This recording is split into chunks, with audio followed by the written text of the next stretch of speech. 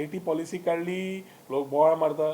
Jetty पॉलिसीचे inputs घेतले, खूप जणांनी कॉपी स्टिक पेस्ट तुमकां दाखयता हांव.